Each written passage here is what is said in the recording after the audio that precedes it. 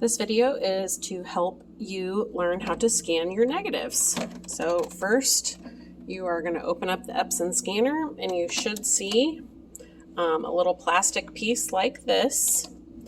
Notice tab A aligns to the same part, tab A. That's how you line it up. Okay, you are going to put your negatives in shiny side down, and they kind of fit inside those little tabs. And this little diagram, how the numbers are backwards, that's meant to be a little visual reminder that your numbers on your negatives should be backwards, so meaning upside down.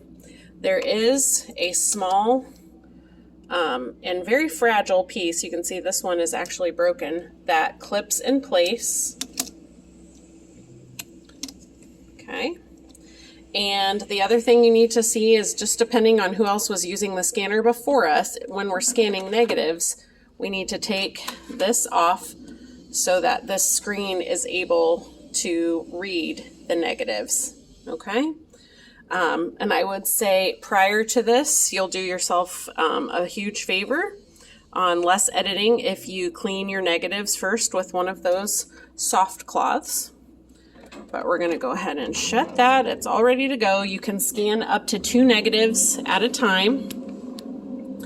And you are going to find the Epson Scan button. We're going to open that up. And while that's loading, I just want to point out to you that by each of the scanners, there are directions. There's those 2 pages step by step, and you should be fine. So if we are looking at the directions, the document type that we're choosing is film. Okay. And it's a black and white negative. We're choosing 16-bit grayscale, 1200, unsharp mask, and I also usually click grain reduction and dust removal.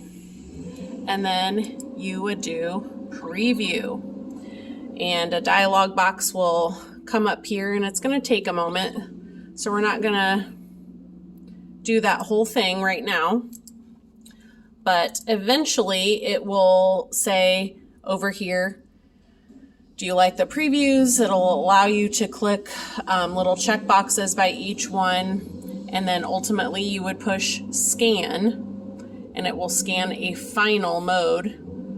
Notice up here it says professional mode. Make sure that that is selected before you do any of that. If it was on auto mode, it's not going to give you as many options to change. So you want to be on professional mode. And most likely it's going to come up and it will have all be saved in a folder that says my name, Sarah Jones. And what I'm going to do is, after we're done scanning for that class period, I will drag them all into your respective classes. That way it doesn't take as long to log in and out of the computer.